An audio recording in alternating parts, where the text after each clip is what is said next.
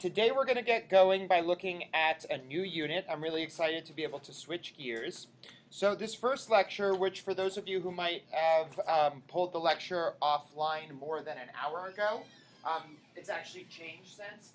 The lectures I had before reflected a slightly different structure to the class that I taught last semester, including a unit on camp, or a lecture on camp and camp culture and Lady Gaga. I'm sorry that's not a part of this anymore, this iteration of this class, okay? So this lecture is on counterculture and multiracial feminism. So just for a little bit of background, just to kind of review a tiny bit, last week, if you remember, in Unit 1, we kind of broadly explored how through the knowledge-power nexus, through representation, through normativity, right, through these means, systemic oppression or systems of oppression interact with culture, okay? And in particular, we were looking at the ways in which popular culture represents a very narrow idea of ideal femininity and the ways in which that narrow idea of femininity or of what it means to be a woman oppresses all different sorts of women, right? Cis women, trans women, women of color, low-income women, right? We talked about all of these things. Now, in this unit, what we're going to talk about is more of the response side of things, right? So how do people broadly use culture to challenge systems of oppression? So the term counterculture, if you use it in this class, I want you to use it with this definition in mind, refers to the ways in which the creation of culture, right, or cultural artifacts or cultural practices can run counter to relations of inequality. Okay? So for example, the punk scene, the hip-hop scene, the queer anarchist scene, right, these are examples that I briefly mentioned before about kind of countercultural spaces that challenge relations of inequality. Now, throughout this whole section, I think it's a 3-week-long section. Yes, it's a 3-week-long section. We're going to focus on the way in which different groups of marginalized people, different groups of marginalized women engage in cultural production, right? Or alternatively, what we've talked about before is representational politics that can challenge hegemonic power relations. When I say here cultural production, what I'm really just talking about is making stuff, doing stuff, right? If you produce an album, you produce a music video, you produce a poem. These are all examples of cultural production, okay? So in this unit, we're going to approach these topics from a number of frames, okay? Now, first off, we're going to talk about a scholarly perspective. So this is kind of more my wheelhouse. We're going to talk about what women of color, trans women, low-income women, immigrant women, and other groups of marginalized women scholars have had to write about culture. How do they theorize culture on a macro level? How do they understand culture as playing a role in a politics of liberation, a politics of justice, right? Next is the activist perspective, right?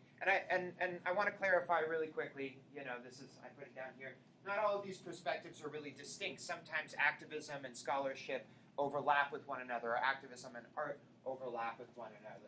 But for the activist perspective, how do feminist activists on the ground engage in representational politics that shift power relations or understandings of gender, right? And then finally, an artistic perspective, how do artists, in particular female artists, approach cultural production with an eye towards the question of gender and power?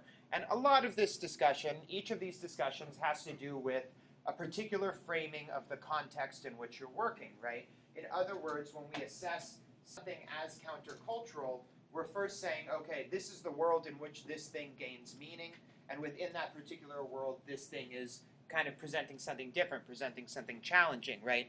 In other words, if we lived in a world where feminism and anti-racism and anti-cisgenderism and anti-homophobia, if these were the norm, right, and these were well institutionalized, right, if these were the norm in institutional practices, the norm in popular ideology, systems of normative thought, if these were the norm across myriad individual behaviors we do every day, then we might not describe something as countercultural, right, in that context that we would in the current context, where those systems do really still continue to have a strong influence, or those systems are the context in which cultural production gains meaning.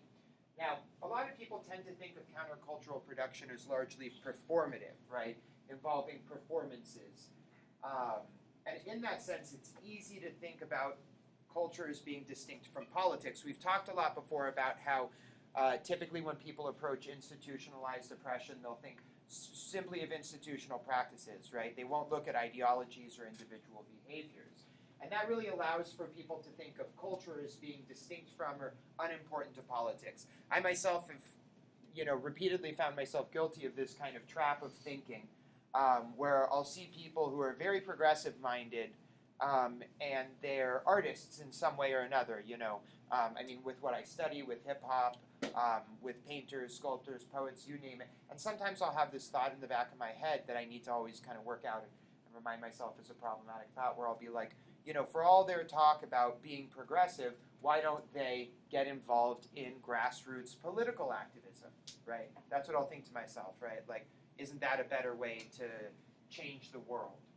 The reality is, though, that kind of relies on this way of thinking where I isolate culture and politics as these two really distinct spheres, right? So cultural stuff isn't political, or perhaps performative stuff isn't political, right?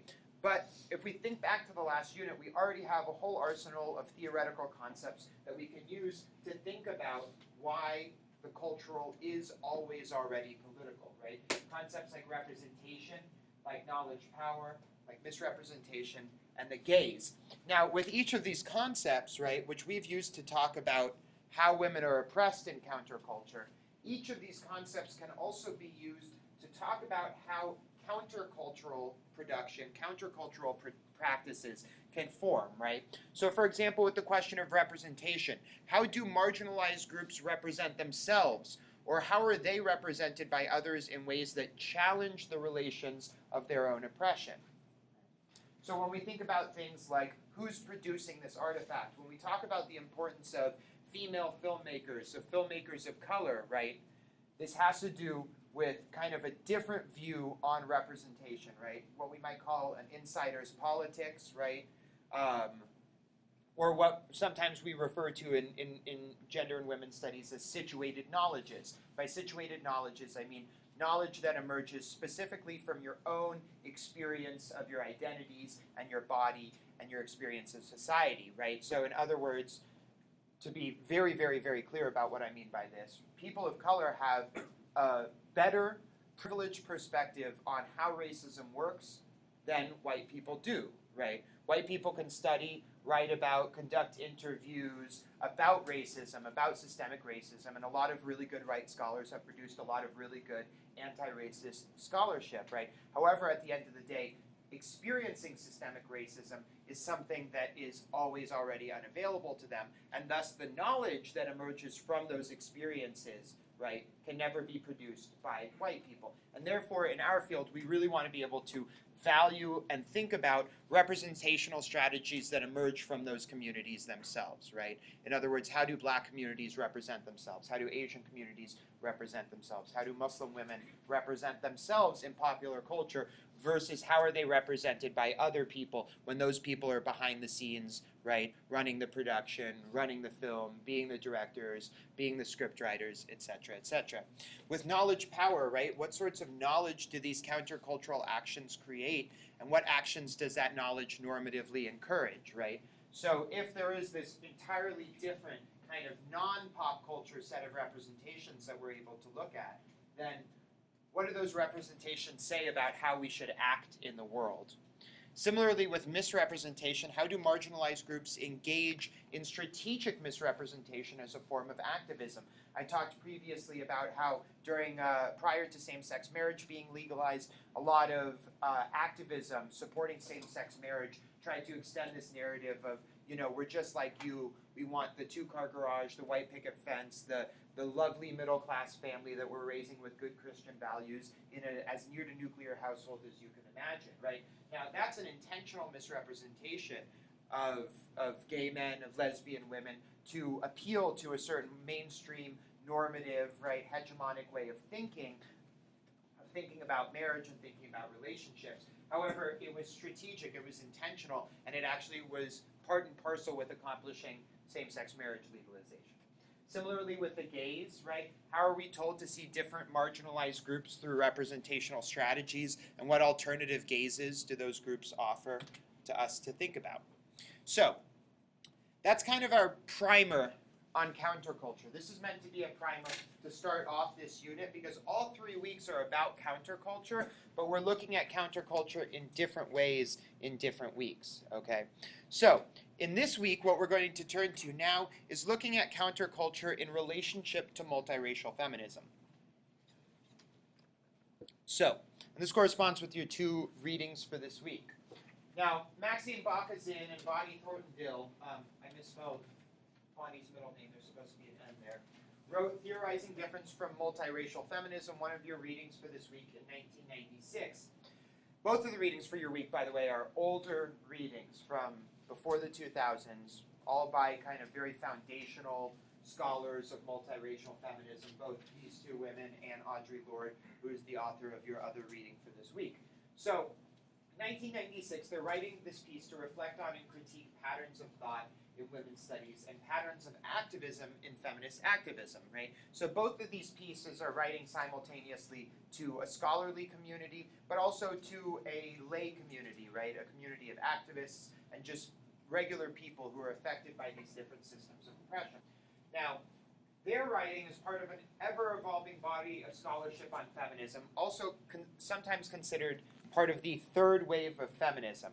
Now, some of you might be familiar with these sorts of terms of waves of feminism, but I'm going to pause really quick just so we can kind of review and understand what these waves are. Now, who can tell me anything about first wave feminism?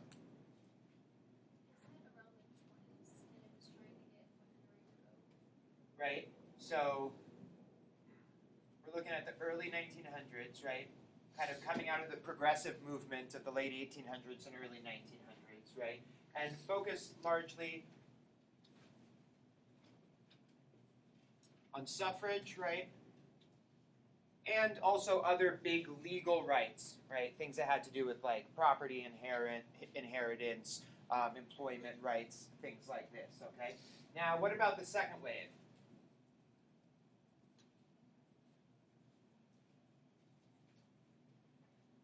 Yeah? It was in the 60s through the 90s, and I believe more of the focus is on equal rights for all, like the Equal Rights Amendment is trying to be passed. Mm-hmm. And that was like the focus of feminist literature at the time. Right, but then also moving a bit into kind of the cultural side, right? About questions of representation. And then into the third wave, which you said 1990s, and I agree, 1980s, 1990s, right? Third wave from the we'll say 1990s onwards, right? Although the question is, are we in a fourth wave right now? Or some people describe as a post-feminist time period. So what was third wave feminism really focused on? So one thing that we're going to talk about today is the question of difference, right? You know, related to that, this question of intersectionality, which is a term we're going to talk about a lot today, right? In other words, focused on how age, race, class, right, how these different identity categories all affect different women differently. So this is coming in this period. Now, happening in between the second wave and the third wave is a growing body of scholarship by women of color. And women of color at this time period were essentially trying to talk about how the feminist movement and mainstream feminist scholarship had largely been driven by and representative of the experiences of white women, experiences which were not shared by all women, right? And therefore began to talk about how difference, how intersectionality needs to play a really important role in feminist thought and feminist activism, right? So this is tackling this question of difference, right? How do we handle, talk about, think about differences between women, right? If we can't just assume that there is some sort of essence between them, right? In other words, how, if all women are different from each other, can we create women's solidarity without painting all women as essentially having the same experience, right? Now, Audre Lorde, in her reading, right, she has this really good quote that I want folks to look for as they're going through it. Both the readings are really short for this week. They're both 5 pages. It should be easy for folks to really pay attention to them. She has this quote where she says something along the lines of, to a lot of scholars, if you peel back race, if you peel back sexuality, if you peel back class, there's still this assumption that under all that, women share some sort of essential core characteristic, right, or shared experience. Now, these authors were coming in and saying, no, that's been one of the biggest problems with feminism, the fact that we've been scared to talk about difference and to properly theorize difference as key to our movement, right? So they tried to find a space to appreciate and understand differences between women that existed somewhere between gender essentialism on one hand, like all women are the same, all women have the same sort of essence, right? And on the other hand, a post-structuralist or postmodern, post-identity denial of gender categories, right? So this idea that there is no such thing as women as a group, or that we shouldn't even talk about women as a group, and that there is only individual women, all different completely from the next one, and in need of being spoken about individually. So these authors are trying to find a middle ground between those two ways of thinking. Now, Din and Zil in this work, or Dil and Zin, look to define a few key concepts in their development of multiracial feminism as a kind of scholarly and activist framework, okay, or approach. In other words, they're trying to, when we say framework, they're saying, if we say this is how the world works, then it implies particular things for how we should respond to that world. So they began by looking at how different women experience oppression differently than each other. And one term that they use, which is pulling from another scholar, a black feminist scholar, Patricia Hill Collins, is this term matrix of domination. Now, the term matrix of domination refers to the system through which people experience race, class, gender, and sexuality differently, depending on their social location in structures of race, class, gender, and sexuality. And this sounds like I somehow messed up the definition, I know, because it sounds like I'm just repeating the same thing twice. But to be able to understand better how this race, class, gender, and sexuality are repeated again, right, is to understand the matrix from a visual point of view. So any math folks in here, like, hear the term matrix and immediately just are like, as long as it's 3 by 3, we're good. Wow. All right. Some, I get laughs for that. That's interesting. All right. So how do I draw a matrix, right, for all you math people in here? I mean, I know, right? Right? Okay. So, I mean, what? I think we did it something like this, right? And then we would do something like this. Let's make it a 3 by 3 sort of thing, right?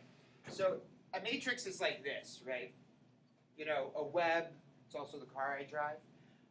And if we think about each of these lines as representing a system of oppression, then we can better understand why the definition of matrix of domination has these two things listed twice. So if this is race, right, if this is sexuality,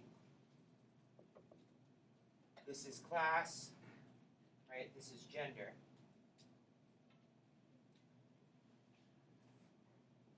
And then here again we have race, sexuality,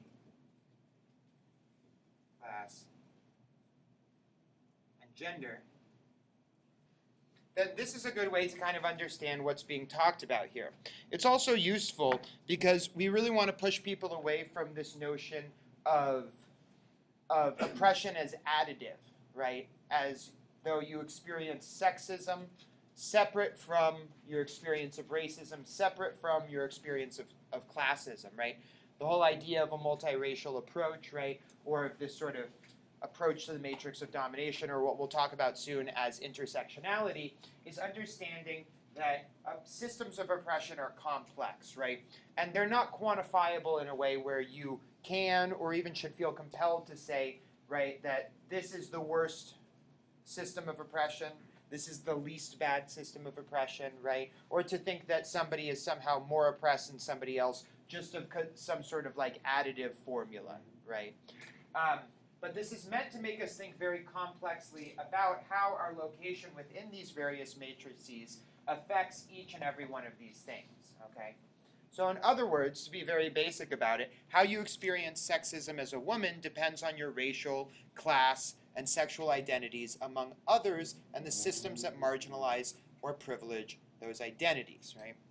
Now, what Zinn and Dill are applying is that this sort of traditionally feminist approach, this universal approach to a concept of a global woman or a concept of universal sisterhood that positioned all women as similarly affected by sexism is a problematic approach, right? So when you hear this term universal sisterhood, right, you naturally think of this sort of collective call to women to feel, think, and act in this sort of naturally bonded way by virtue of some assumed to be essential characteristic of being a woman, right? Now, the reality is some women experience sexism much differently, perhaps even more violently, more regularly than other women do. Now, take sex trafficking as an example. As a practice, sex trafficking disproportionately affects women from the global south, right, who are more likely to be tricked into or forced into sex trafficking. It's very much about class and about poverty, right? So we can't say that all women have similar fears about sex trafficking, right?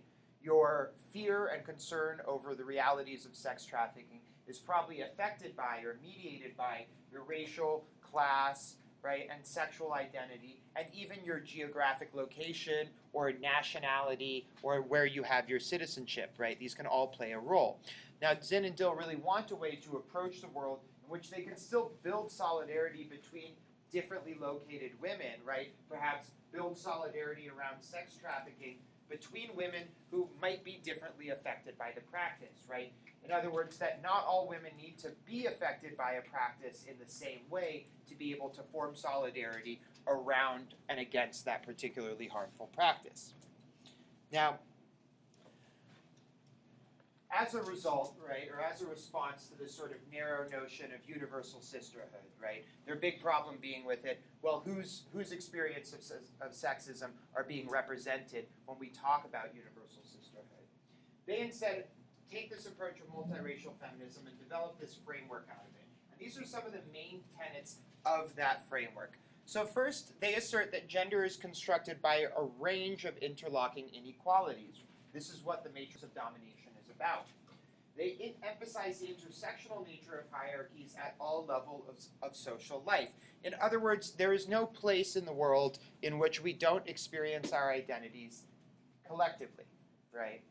In other words, when we go out in the world, we don't get to go out as just a guy who leaves his racial identity, sexual identity, right, class identity at home. When we go out in the world, we carry all of those identities with us at all levels of social life. Now, they also highlight the relational nature of dominance and subordination. In other words, by highlighting the complexity of our experiences of oppression, they're also able to highlight the ways in which we can simultaneously be affected by one system of marginalization negatively and at the same time benefit from another system of marginalization, right? In other words, we can be the oppressors and the oppressed all in one moment, all on one day, depending on our positions within these different frameworks, right? So, in other words, right, you know, if we talk, for example, and you probably heard this narrative extensively in 2016, right? If we talk about all of the white women who voted for Trump, right, this is one way of thinking about how a system like racism, right, cuts between and complicates the notion that all women should have some assumed universal sisterhood around a particular set of issues, right? In other words, it highlights the ways in which some women can benefit from racism while at the same time being marginalized by sexism, right? In other words, we don't want to paint a world in which all of us are either the oppressors or the oppressed, but to kind of complicate that picture, to look at the various ways, right, these complex relations of subordination and domination that we are affected by, participate in, benefit from, or suffer from. Now, another thing that they explore in this is the interplay of social structure and women's agency. And I'm not going to talk at length about this, right, but specifically, they talk about the ways in which different women, depending on their location within the matrix of domination, have kind of access to different power, right? In other words, the ability to freely choose to do something is affected by these complex interacting systems. Another thing is that they encompass many methodological approaches. In other words, lots of different methods, be they interviews, participatory research, consciousness-raising efforts where you get groups of women together to talk about their shared and unique experiences of sexism. These are all different methodologies that would be used and were used and still are used by multiracial feminists. And finally, and really importantly, is they bring together an understanding and build knowledge from the lived experiences of diverse groups of women. This is really important because in our field, we try and move away from this notion that there is such a thing as complete objectivity, right? In other words, while science tends to have kind of a stranglehold on what's understood as truth, what that means is that for people who know something, right, they really know it through personal experience, right? Oftentimes, a lot of academic fields are unwilling or unable to represent that personal experience as knowledge in a particular way, right? So what that means then is you need to translate that knowledge into some sort of field, right? You need to translate that knowledge into sociology speak, into political science speak, into psychology speak, right? And multiracial feminism understands that there's a lot of barriers to being able to be in those fields. There's barriers to being able to get to higher education, to get a graduate degree, to get a doctorate, and therefore to be able to be considered a legitimate knowledge producer within a field like, psychology. So what that means is that a lot of women's knowledge is not being represented within the academy, right, within scholarship. And one way to challenge that is to have a methodological approach that allows us to listen to, hear, and build knowledge from groups of women who might not be able to access the academy. Okay, so this brings us to this big kind of question of difference. Now, Din and Zill help us to put to rest many concerns about the role of difference in feminism. For them, difference is inherent to social structure, right? In other words, this matrix of domination isn't something that comes into effect after we're born. We're already born into these interlocking systems, right? They're always already there. And because of that, for them, there is no such thing as universality of women. There's no such thing as universal sisterhood, global womanhood, right? Any of these terms that are used to talk about this assumption that women all share some sort of essence. Now, if we accept difference as a fundamental aspect of society, and we can use it to generate knowledge about different experiences of sexism. And this is, I know, kind of circling back around, but from that knowledge, which comes from diverse groups of women and not just trained academics, we're able to think with more nuance and accuracy about how systems of repression work and to respond to them. So let's think really practically about how that has played out in the academy or in terms of knowledge production.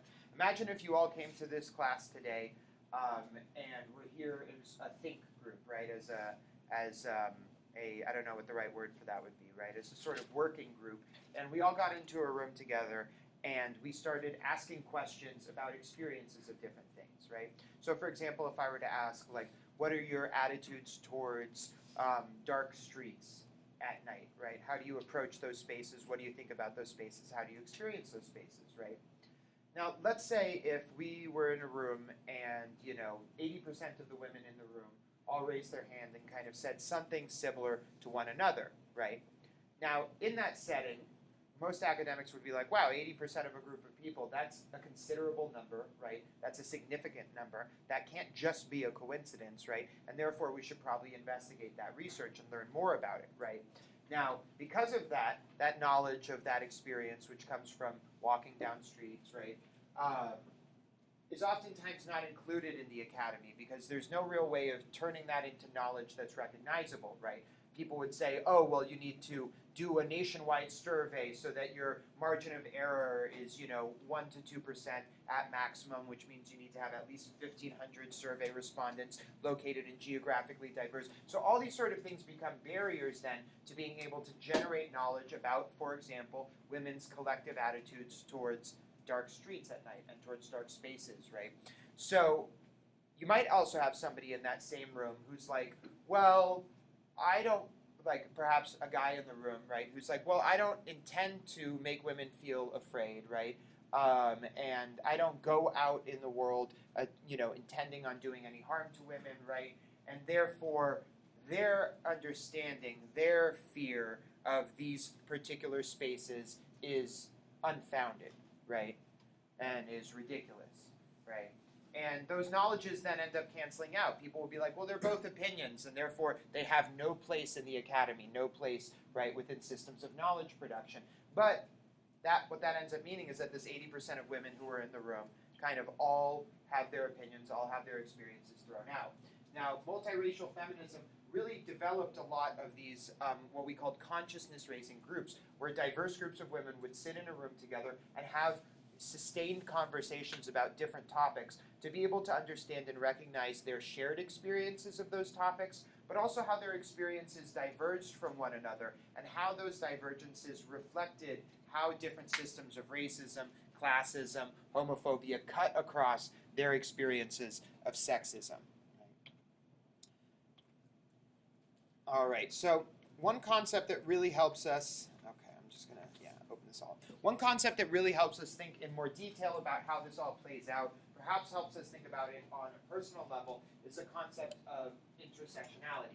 Now, when we think of our identities on a government form like the census, they're usually all parceled out, right? You have ethnicity as one question, you have gender as a different question. Now, that gives the illusion that these are really separate categories. The reality is, in our daily lives, our identities are always interacting with one another, such that the meaning of our gender, for example, is influenced by the meaning of our race, right? The meaning of our race to us. So intersectionality as a term refers to the interconnected meanings and functions of our many identities. Now, as a concept, it's really useful for highlighting and understanding two important things. And I want folks to remember, all right, when I think of intersectionality, there's two uses of it, two different ways I can apply the concept. The first is how identity structures how we see ourselves and how we act in the world, right? That identity structures our subjectivity, right, to use a term from Coase. And if all of our identities are interlocking or intersectional, then our experience of the world, our experience of our subjectivity, is always an experience of all of those identities at once, right? So I said, like, I never go out into the world as just a man and leave my racial identity at home or my sexual identity at home. I carry all those with me. And as I experience the world, different of those identities might get called to my mind at different times in different ways, right? So I want folks to take a moment and think for yourselves and be ready to share back with the class how perhaps you experience one of your identities in an intersectional way. In other words, perhaps you might ask yourself, how is it that I've experienced my femininity in intersection with my race? Or perhaps how I've experienced my femininity in intersection with my sexual identity, my class identity, right? My ethnicity, my citizenship or nationality. So think about particular examples like that, all right, just for a minute, and then I'm going to ask some folks to share with us those examples.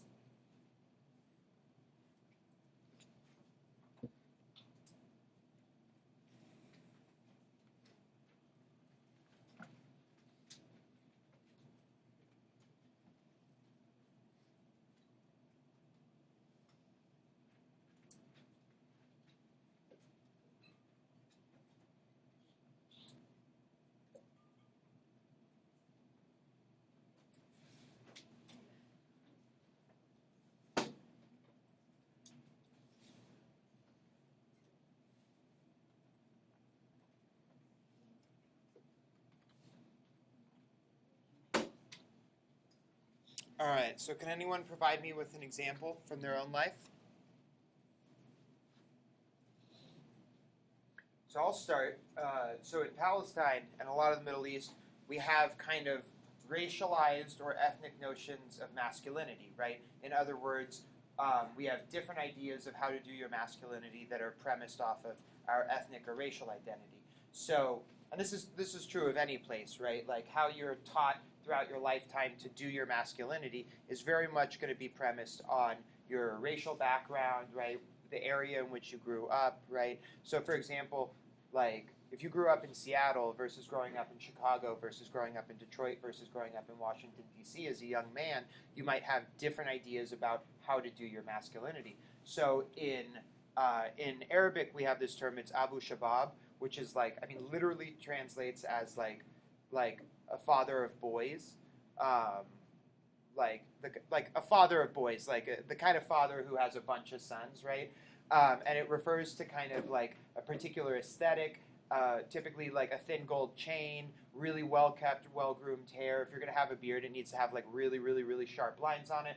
And you're most likely going to be wearing like a tracksuit right, with a white tank top, right, kind of like Russian mobster from the '90s look, right? And that's like the Abu Shabab look, right? And there's a way of talking if you're Abu Shabab, and you typically hang out with other Abu Shabab, and it's like a type of masculinity of it itself. So think when we use like the term bro, perhaps in English, it's not a close comparison, but imagine like Middle Eastern Arab bro. That's our category for it, and for Abu Shabab, they see this as being like the height of ideal masculinity. For other men who aren't Abu Shabab, like we totally make fun of Abu Shabab because we're like, that's like ridiculous, and which I mean, we're not right for doing that. Like, don't get me wrong, but like this is one example of how Palestinian men perform masculinity in different ways, right, based off of their existence within these interlocking systems, right?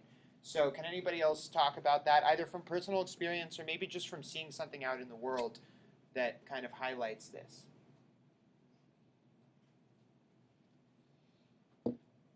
Yeah. Okay, I just want to make sure. So I guess the only thing I can really think of is like there's a connotation with like middle-aged white women, especially like when they go into like restaurants or retail or something, where they give the workers there like a really hard time. And sometimes my friends and I will joke like if we are at a restaurant and they get like one of our orders wrong or something, they'll be like, "Oh, like white women, your way into getting us a free dessert or something." And so it's like I guess kind of the maybe more respect and entitlement that comes with being white. Yeah. Like, can help. Yeah. I think that's a perfect example, and also age playing a role in there too as well, like a perception of middle-aged white women as being there. I feel bad because I'm literally like I hate going to restaurants with my mom because she is just like terrible. And like she's like out with her calculator, like what's exactly 15% to the cent. Okay, so that's a good example. What are some other? Let's kind of riff on this a bit. What are some other age-based stereotypes that women face? Yeah. I think like maturity is a big part of it because like I think there's a difference in like how maturity is viewed for like teenage girls and boys. Uh-huh. Because there's kind of an idea of like guys can almost grow and learn from their mistakes, whereas girls just kind of have to grow up and go down the right path immediately, kind of. Okay.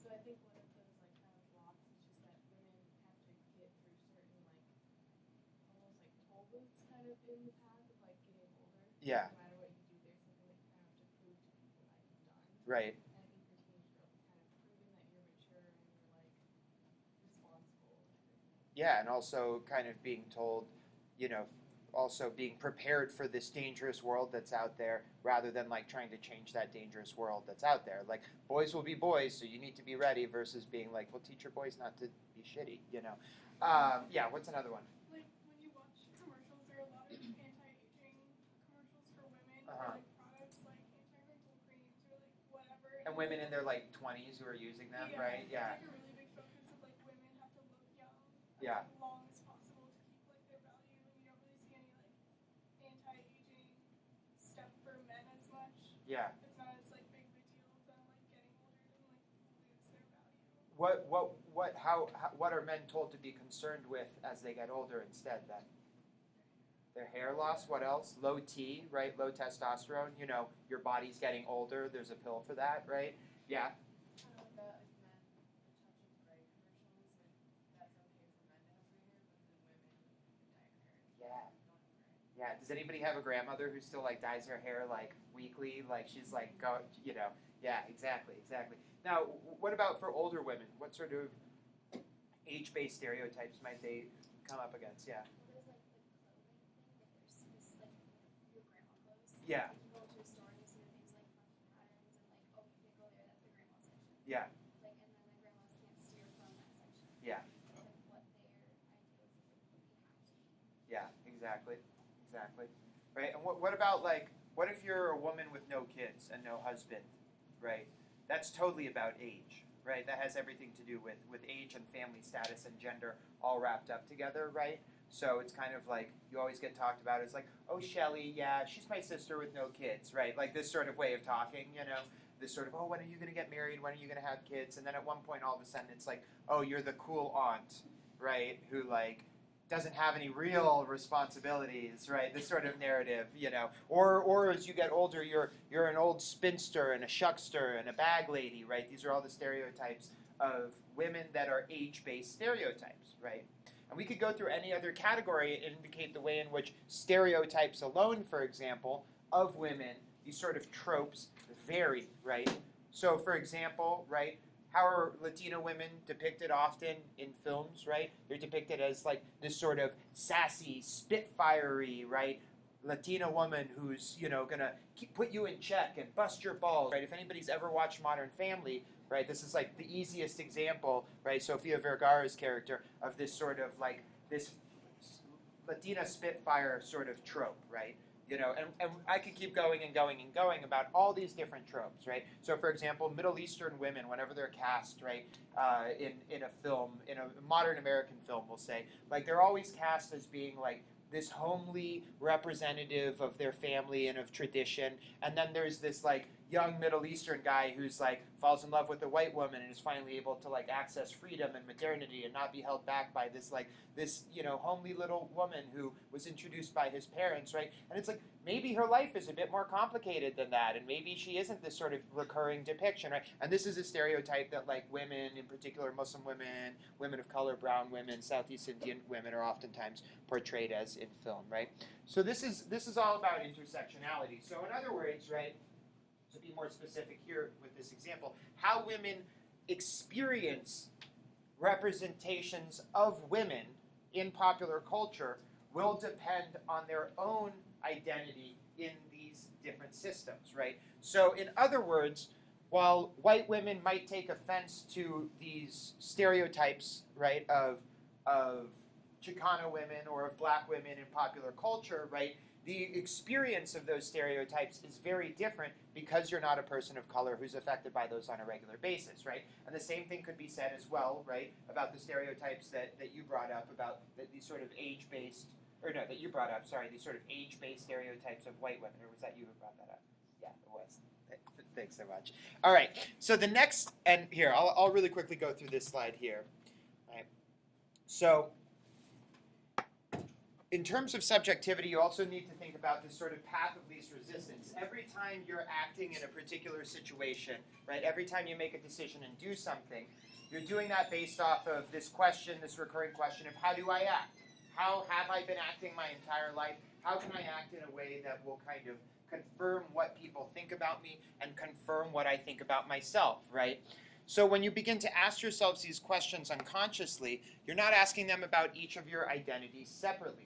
You're asking them about your identities collectively, right? So when I ask myself, as I teach, as I go about in the world, as I interact with new people, old people, how does Alex act in this situation? I'm asking really this bigger question of how does Alex as a male, Palestinian, middle class, I suppose, I mean not now, but like originally, because graduate students, we don't get paid very much, right? How all those things affect how I make a decision and do something every day, in and out, right? In other words, we don't get to go out into the world as just a race without a gender. You can't leave the house as a white person and expect others to notice and react to your race, but not your gender, sex, sexuality, or other identities. This is about intersubjectivity. This is about the fact that as much as we might want to say that we're wholly in charge of our own identities, the reality is when we go out in the world, those identities get read and interpreted and reacted to by other people in ways that are oftentimes outside of our control. Now, the second, right, the second one down here, that identities are a central part of modern day politics, is the next. So, I'm going to skip ahead here and see if we can get out a little bit early. So, the next reason that intersectionality is important as a concept is for understanding how political and social power operates. And this is a topic we're going to explore a lot in the next unit. Now, let's kind of ask this question, right? I'm going to actually go back so folks can't read ahead. So I want to ask this question, right? Most people would agree, if you're a feminist, that you would probably support having a free women's health clinic, right? Now let's say you supported a policy to have a new free women's health clinic built in every state, right? built in every state across the U.S. 50 new women's health clinics that were going to be entirely free. All of their services, you show up and they're going to be free. Now, reasonably, where would this clinic be located in Arizona? Phoenix, right? Why? Let's not get regional here, all right? Just real pragmatic. Why? Right? See, how many million in Phoenix? 6, 5, 6, I don't know, something like that. Anyone from there? No? No? Okay, 4. Okay, cool. And then Tucson is not even 1 million, and that's if you count like Oro Valley and Marana and all these other places, right? So yeah, you put it in Phoenix. It seems like that's the most sensible thing. So if you lived right next door to the clinic, right, you'd probably be able to go there pretty easily. Right? Now, for what reasons might you not be able to go to the clinic, even if it was opened, even if everything there was free? Why might not you be able to go? Yeah. You don't have a car, right? And why might not you have a car? Can't afford a car, right? So you don't have transportation there, okay? What's another reason that you might not be able to go? Yeah? Right, and if you can't take time off work, right, it might have something to do with your particular job, right? Because we know that typically the better paid a job is, the more flexible the employer is with time off, right? Especially in a right-to-work state like Arizona, where you're well aware that you could lose your job any day for no reason whatsoever. Yeah? It would be stigmatized to go?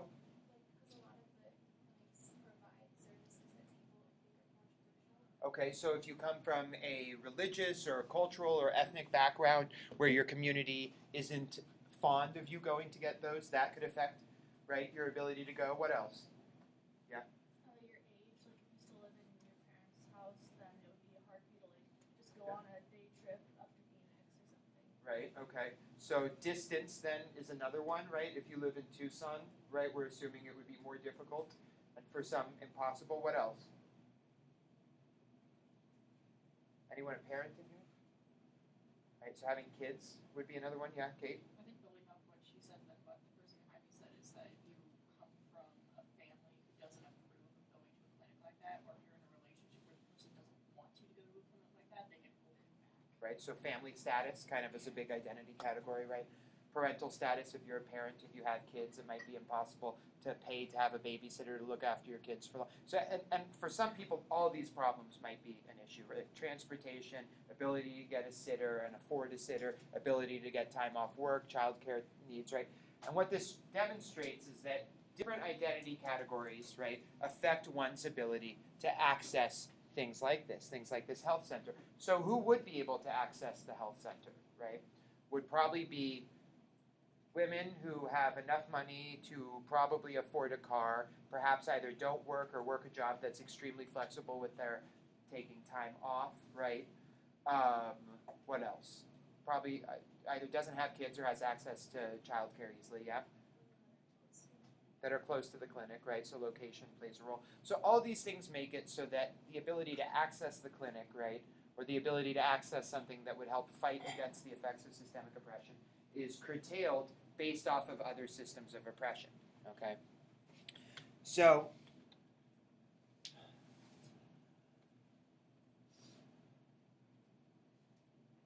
all right, so in this example, right, what that means is while we might be helping a number of women with the establishment of this clinic, we might also at the same time exacerbate class differences between women, right? So does that mean that we shouldn't establish the clinic? No, right? You want to avoid this really like reductive way of thinking where if you can find one thing wrong with something, then you should automatically throw it out, right? This sort of thinking stops us from getting a lot of really, really good things done, right? So for example, I mean, in Arizona, during the last election, there was a ballot initiative to legalize recreational marijuana. And what did you see? A lot of people who are smokers, right, who made the argument that this would mean too much government regulation and oversight, and therefore we shouldn't do it, right? Now, having it be illegal to begin with is like as much government oversight as you can possibly have. It's like complete prohibition. But setting that argument aside too, right, it begs the question, would we not be better off, right, with an imperfect system of recreational marijuana versus the system we have before where people are getting thrown in jail for just having, a bit or a lot of weed on them, right? So this kind of begs that question. And I personally would say, me trying to be as pragmatic as possible, that we should still have passed that recreational proposal, and that we should still put something like this health clinic into place. But what can we say about that health clinic? What else? What might we want to do with that health clinic in addition to simply opening it? Yeah. Maybe get a van so that you guys can have like a traveling clinic on the weekends. Okay. Right. A traveling clinic. What else? Yeah. Okay. Advertise to, especially within communities like low-income communities that would need the free services more. Yeah. Use the clinic within low-income communities. Okay, place the clinic specifically in a low-income neighborhood, yeah. With later hours of operation. Okay, and that would help with parents, right, or people who work jobs might be able to come later, yeah.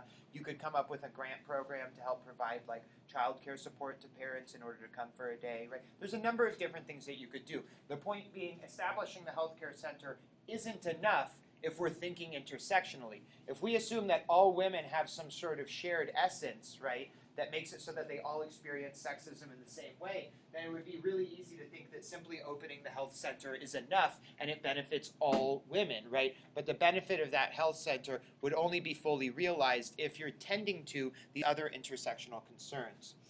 Now, it isn't to say that fighting social issues around a single identity is bad.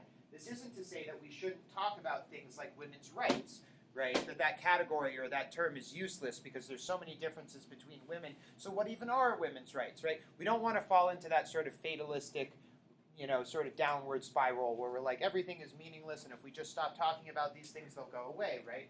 That's not the way it works. We can still have discussions of single identity politics, but we have to understand those as tactics within a larger strategy, right?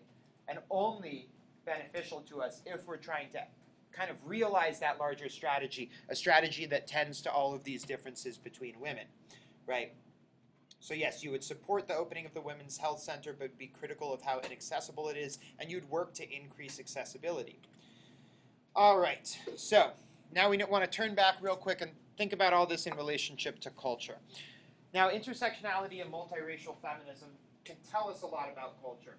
So first, they help us gain insight into how to approach the analysis of culture. So when we're thinking, so far we've been talking about how are women represented, and we've been using this term, women, kind of in a relatively uncritical sort of way. So first off, intersectionality and multiracial feminism allow us to look at how different women are represented differently within popular culture along racial, sexual, national, ethnic, and other lines, right? Now, we should also then be able to recognize how popular culture creates normative systems of thought, ones which privilege certain identities and which enforce how to be properly gay, lesbian, transgender, queer, or even cisgender.